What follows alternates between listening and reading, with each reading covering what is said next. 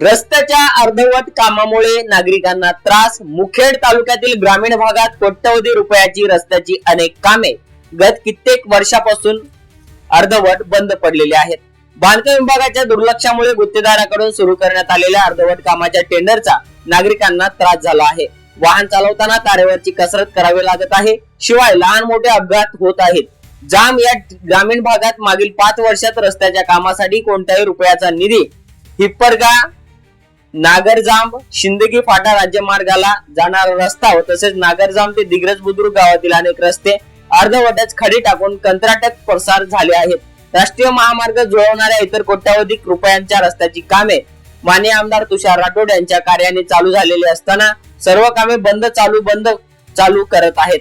महिने वर्षापासून मनमानी पद्धतीने गुत्तेदारामार्फत सुरू असलेल्या कामाच्या कृतीचे तर सोडाच, ही कामे आजपर्यंत पूर्ण झालेली नाहीत। अनेक कामाची कालमर्यादा देखील संपून बराच कोट्यवधी लुटल्याचे सांगितले जात आहे।